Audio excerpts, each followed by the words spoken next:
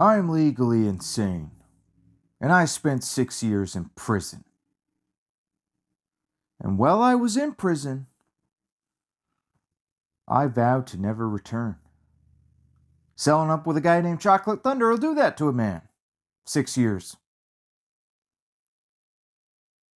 Well, the day has finally come. I will be returning to prison shortly. Because I got a couple of steal of a deals hidden behind these adult-sized diapers. For the PlayStation 3 in particular. I'm going to be sharing some of these steal of a deals with you. You're going to find out what I got, what I paid for each of these games, and why you might also be interested in some of these games.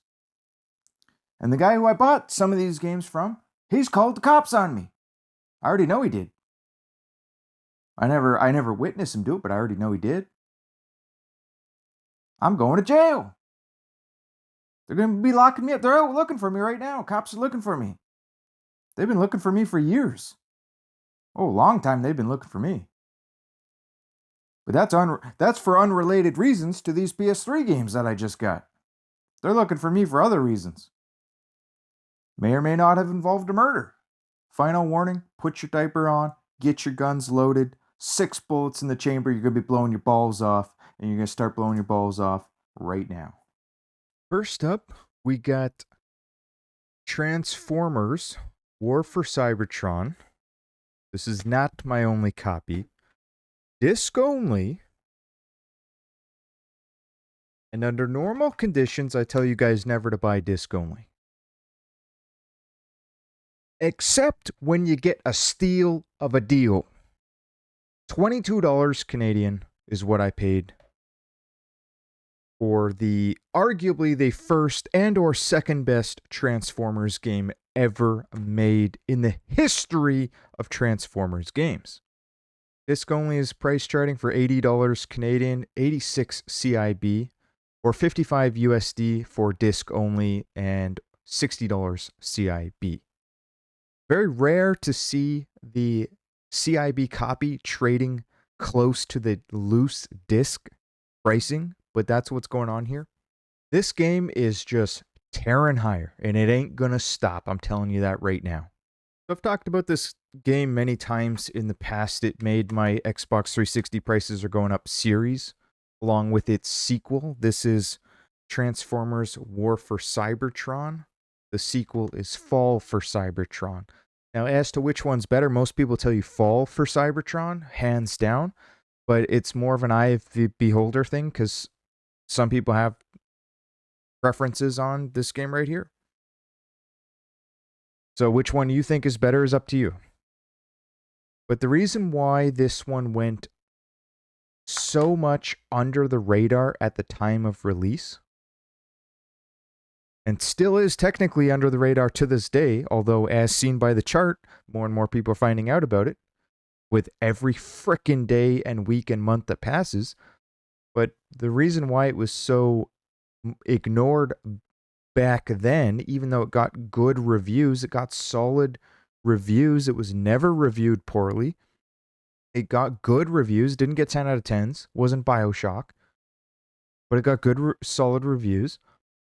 But you have to understand, it came out at a time when every single Transformers game prior to this release was a terrible game. In comparison, they were pretty bad. You know, sure, they were playable. Some of them were playable, like Transformers the game, based on the movie. It was okay. Playable. But some of the other ones were not even that playable. Okay? So the Transformers games had a history, a proven track record of not being good. They had never perfected the formula. There's a formula on how to make a good Transformers game, and nobody cracked the code. There's a code, and they didn't crack it. Until Transformers War for Cybertron. I want to show you a quote here from a Hasbro representative, Mark Beitcher, if I'm saying that right. And this quote was made at a time when the sequel before this game was announced back in November 2010.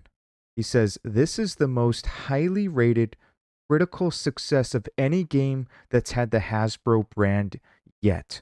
And we're looking forward to a sequel in 2012. This is the most highly rated critical success of any game that had the Hasbro brand yet." I want to repeat that because it shows you how successful the game was, and they were probably not expecting it to be the success that it was, or for it to be as good as it was. Like, they just hit a home run. That's what happened. They hit a home run.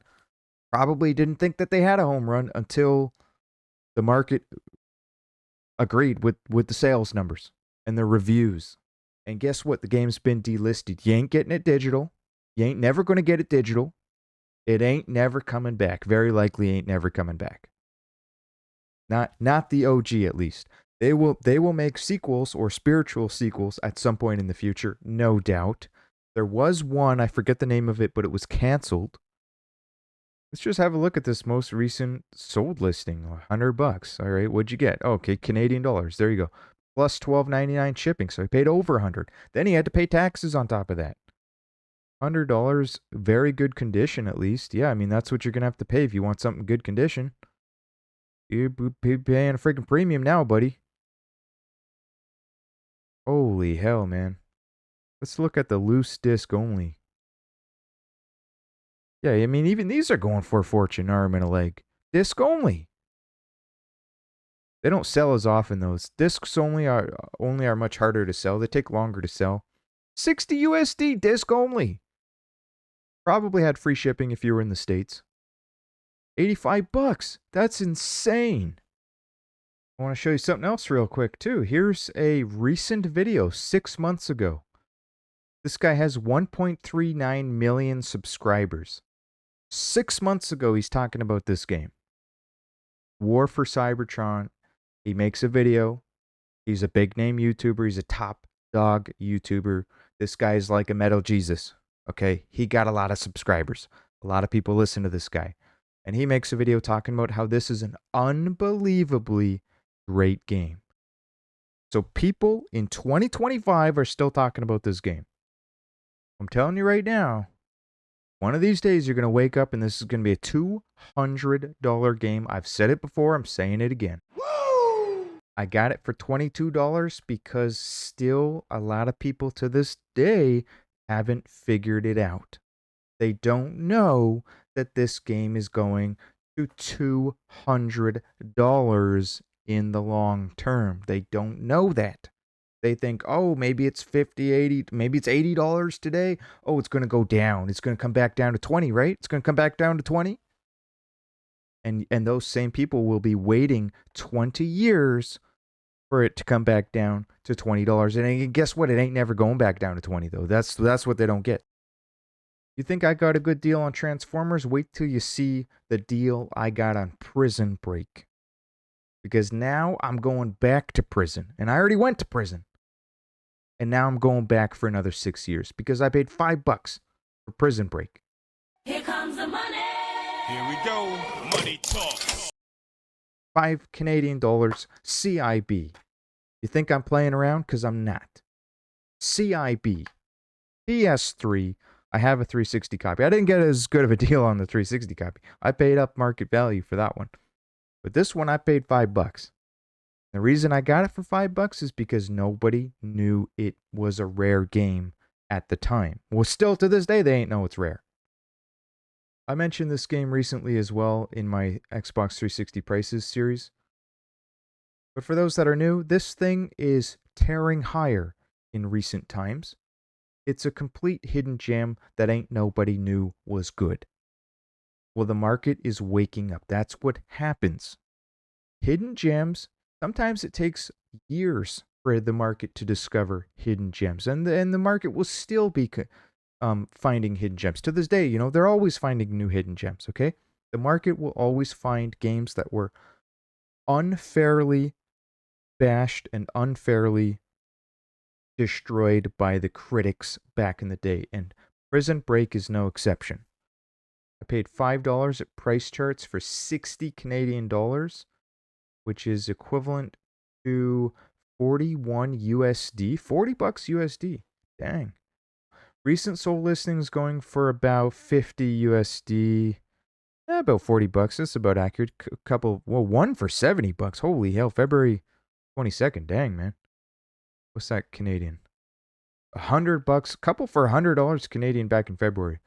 So it seems it's dwindled off a little bit since February. But are these ones even CIB? Because this doesn't even say if it's CIB. Look at these ones. I don't even think these are CIB. $70 CIB over here, and this one doesn't even specify. So let's click on it. Let's find out. Oh, it is CIB. Okay. Auction, though. See, don't auction your rare games. That's what you get for auctioning your rare games. You're never going to get full value in an auction. Now, you are going to get a quick sale, though. Remember that. If you need a quick sale, or if you think the price is going to come down, and you want to sell it fast, you can risk an auction. What is this game? It's an action adventure stealth game. Okay? That the market ignored, and it got terrible reviews and has a really interesting history to go with it. The game was canceled because the original developer went bankrupt. But luckily, some other company swooped in, saved the game. They finished the game. I think it was almost done anyway. They finished the game and they got it released. But you got to understand, it got some of the worst reviews in history. And I've had people in my own comment section verify that they thought this was a really good game. So the market is waking up to this game now. I got it for $5. Now, admittedly, at the time, it was only worth $20. $20. Market value, 20 Canadian. At the time, I didn't realize it was going to go up in value so quickly, but I understood it was a rare game. And I understood the $5 was a really good deal. And I understood the consequences and the risks that I took purchasing the game. I knew that if the owner ever found out what I had done, that he would call the cops, and that's what he did. They're out looking for me. I'm going back to prison. This is theft. I stole this game. I stole it. I want to mention another thing, though. Yes, it's gaining popularity. We got to understand the reason the market ignored it at the time. There's many factors involved. One, the bad reviews. But two, it's a TV license game. Movie license games and TV license games generally suck. Especially back then. It wasn't Capcom making this. This wasn't Disney's Aladdin. This is Prison Break.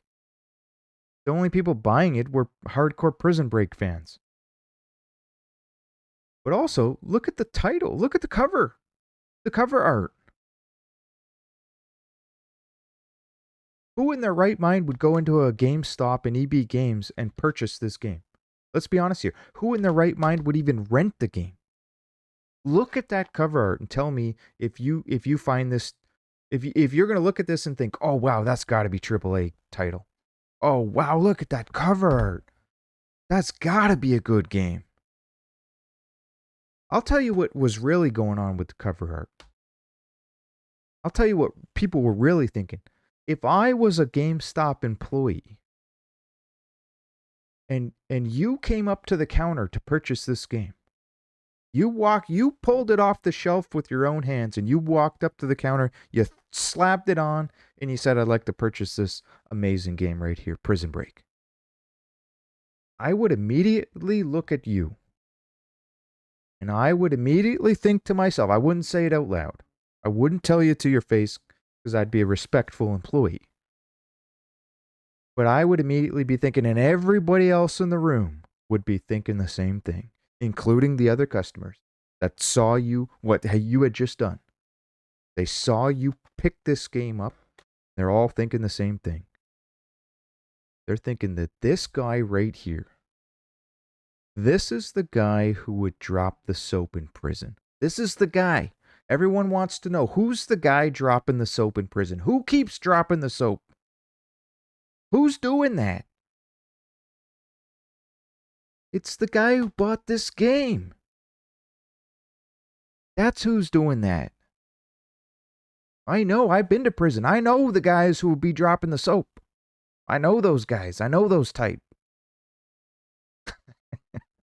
And I got news for you, too. Even if you accidentally drop the soap in prison, it doesn't make a difference. It doesn't matter if you did it on purpose or you did it accidentally. It doesn't make a difference. Do you really think that Chocolate Thunder cares if you accidentally drop the soap? Do you really think it makes a difference to Chocolate Thunder? As to the reason why you had just dropped the soap. Think about that for a minute.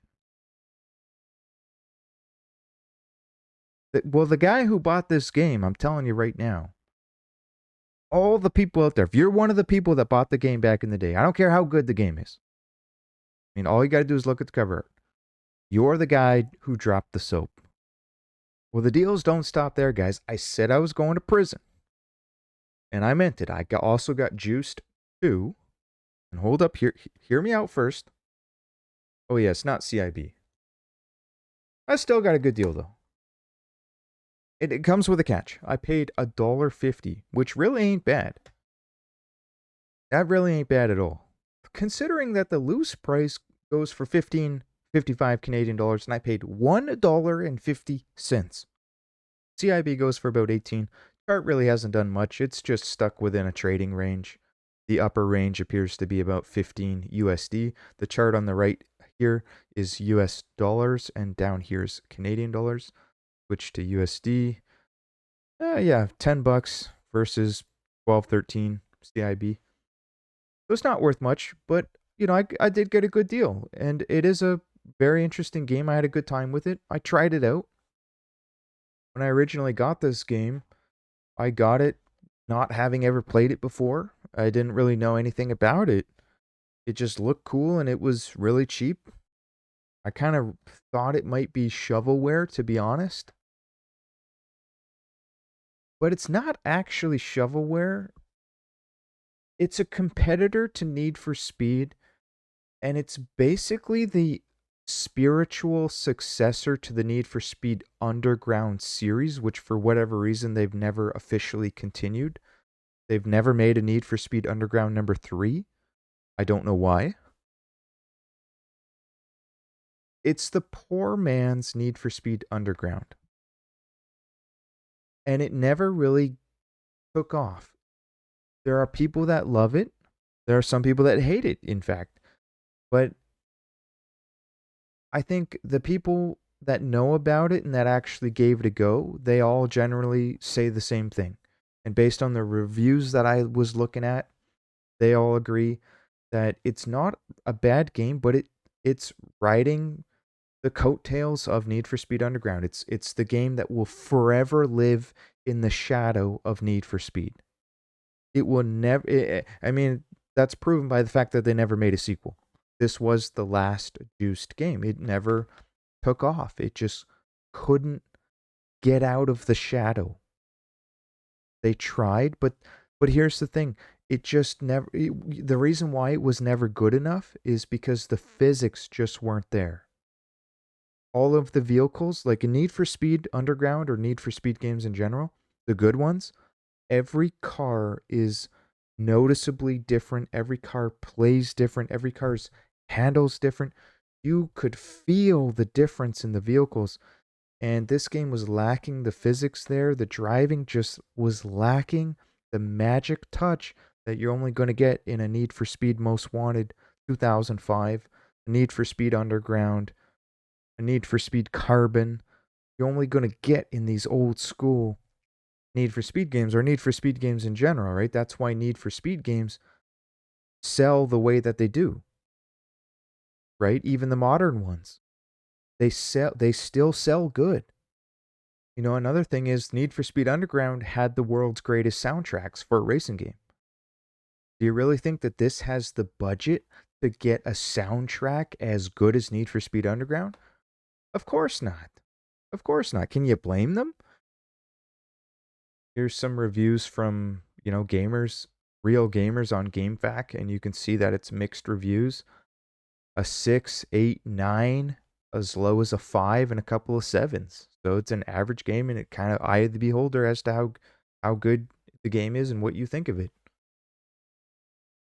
This guy has a good quote, though. Juiced 2 becomes the mediocre Need for Speed Underground clone. That the original was also accused of, I guess. So the original being a PS2 game. And that accurately sums up Juice too. Let me know in the comments too, by the way, if you have played this game and if you actually enjoyed this game. One of these reviews is from 2021 down here, and he gave it a 7. So that's a modern look. 2021 is looking at the game with modern eyes. And it's still average to this day.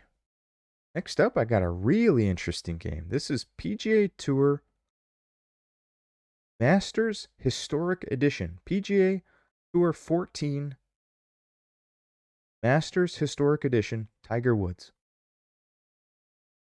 Take my shades off to see the rest of this. It's the full friggin' title here. Tiger Woods PGA Tour 14 Masters Historic Edition. So this is Tiger Woods game. And I originally got this because I was looking for a modern golf game. Yes, this is modern to me, okay? Considering my number one go-to golf game is an N64 game, Waialae Country Club. I don't even know what the reviews were on this game. I would be really curious to look that up, because it was very popular amongst me and my friends back in the day. A friend of mine owned this game, and we played it a lot. And his dad was actually the one that bought it. A lot of dads love golf games. Dads are all over golf games. And it's very simplistic. It's basic golf, but I always thought it was very relaxing. I love the music, especially the music in Waialae Country Golf. The music, much like a racing game, the music can make or break a golf game. And we played even 4-player. Like, we had fun with this one, and I still have fun with it. And I got this game because I was kind of craving like a modern golf game, and I was wanting to play something that would be relaxing, but simplistic. And of course, the modern golf games aren't as simplistic as the N64 ones, but the graphics are nicer, which helps with the relaxing atmosphere of a golf game. Normally, I don't care about graphics under normal conditions, but when it's a golf game, I kind of like the newer design graphics. I still like the old stuff, Super Nintendo, Sega Genesis. There's a couple of really good Sega Genesis golf games. But what's special about this game, this is the rarer version. This game is a little bit rare. I paid, I didn't write down what I paid, but it was like $20 or something like that. And it price charts for 25 Canadian dollars. It roared higher back during 2020 and again in 2021 during that COVID boom. And it, unlike most games, this one actually lost its momentum, which is really interesting. It does kind of make me wonder if a YouTuber mentioned this game, perhaps, like a Metal Jesus, or somebody said something about it, because it's been trending lower ever since. I don't know why. But regardless, it's the rarest or rarer of the good golf games, if not the rarest, if not the most sought after at the very least, and better playing golf games of the 360 PS3 era. And what makes it special is that you get to compete in the old 1934 tournament. It says, begin your journey by competing in the inaugural Augusta National Invitation Tournament, the event that would become known simply as the Masters. Test your game against the tournament's original 1934 layout with the equipment and players that started golf's greatest springtime tradition. So that's kind of this game, what makes this version unique and different from just the standard PGA Tour 14. The standard version is not worth much. Let's check it out right now. Show you a comparison.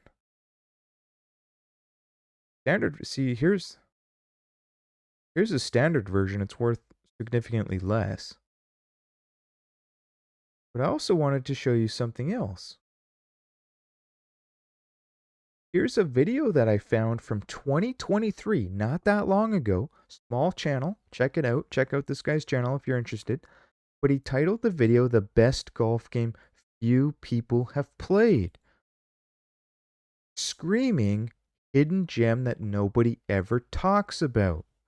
95,000 views, so a lot of people agree with this guy. A lot of very interesting comments. I love reading the comment sections. I'll just read some random comments that pop out to me. Here's one from 5 months ago. I just got this game for the 360 and it blows my mind how great it looks and plays a 10-year-old game on 20-year-old hardware. This was and still is to this day my favorite golf game. This is from a month ago, 2025. Just rebought an Xbox 360, and this was one of the first games I purchased alongside it. Nothing has come close to Tiger Woods 14 for content. It's still better than any golf game released since. The golf fan of Legends of the Majors is a dream game mode. What does that mean? As a golf fan, Legends of the Majors is a dream game mode. This guy says I'm not even a golf head, but played the hell out of Tiger Woods PGA Golf. Hell, I even talked a bunch of friends into playing 18 holes in real life. We had no skills whatsoever, but we had a blast pounding beers and playing golf. In my opinion, this is the best golf game ever made. I've never had more fun than playing this on simulation mode. I guess it had poor sales. Here's a guy saying, I hope that 14's poor sales doesn't dampen EA's desire to adopt many of the features from this version of the game. I'm very happy to add this to my collection. I don't have the 360 version. I would prefer the 360 version, but I'm not going to buy this game twice. I paid up for this one. I probably paid 21, 22 bucks even maybe. And that's, it's a fair penny for a golf game. You got to understand it's a sports game. I can buy Waialae Golf for $5. So if I'm paying $20 for this game, or $25, or maybe you go on eBay and the cheapest you can get is $30, that's a lot of money considering I can get other good games for $5 in that sports game category. You have to compare the genre of the game too. The last game I picked up, I might have mentioned it before, but it was in the section on my shelf that says I've got to mention it. This is Heavenly Sword, and I didn't buy it. My brother gave this one to me, and I kept it in my collection. I know I sold a lot of the games that he gave me. I ended up selling, but this one I didn't sell because I vividly remember him telling me this is a really good game, Heavenly Sword. It was one of his favorites, in fact. I got it for free, but it does price chart for a decent dollar, $22 Canadian, 23 Canadian, or about 15, 16 USD, not too bad. Commonly sells for, whoa, one sold for 30, but it's got the reg card. Dang, man, check if you got your reg cards. Holy hell, 30 USD for that one. But otherwise, it's fairly cheap. 13, this is probably free shipping even. 13 USD free shipping. 16.99 USD down here. Dang, man. But, chart-wise, it hasn't really done anything. It's stuck within a trading range. It doesn't really move. It's a common game. I did some digging into it, did a little bit of research. It sold 1.5 million copies, which sounds like a lot. And under normal conditions, it would be a lot. But when I did some digging on it, it turns out they didn't even break even. So it costed them more than that. Ooh, is this the reg card? I got a little insert there. I don't think it's the reg card though. Just an insert. Well, you want my insert. Price just went up $15, buddy. So yeah, they didn't even break even. They didn't even break even. It obviously had a very high budget. And I know for a fact that this was meant to be one of Sony's flagship IPs, one of their flagship games on the PS3. When they came out with this, they had already planned it to be a trilogy. and they had the storyline and everything written. They were fully locked in to making Heavenly Sword a trilogy, and it's not a bad game. It got good reviews. It's a fun game. My brother was right. It's a fun game. But because it cost so much and they expected significantly more sales than they got, they canceled it. The sequel was canceled. The franchise has been dormant ever since. And Sony straight up said, yeah, they're just not willing to invest the time or the money. So it's just what it is. But I thought this was a pretty cool game. Forgot to mention, it is an action hack and slash game. It has a good story. It's not just a mindless game with no story, low budget type of thing. Pretty interesting game. You know, it wouldn't surprise me if they revive the franchise at some point in time. You know what I would do? Here's one of my biggest complaints with these companies. It obviously did well. I'm sure a lot of you guys even had this game back in the day or still have it to this day. I remember it being very popular. I had no interest in it back then because I'm not really into mainstream titles, and I considered this a mainstream title. That's, I prefer the lesser known games. That's the way I've always been. And you might be thinking, well, but you played Final Fantasy 3. Final Fantasy 2, you were into these RPGs so heavily. Those were popular games. Yeah, in a way they were, but you also got to understand the RPG genre in general was for the nerds back then. Only the nerds played RPGs. RPGs hadn't gone mainstream when Final Fantasy 3 came out. RPGs started going mainstream, and it was cool to play RPGs thanks to Final Fantasy 7. But I'm telling you, prior to Final Fantasy 7, it was not cool.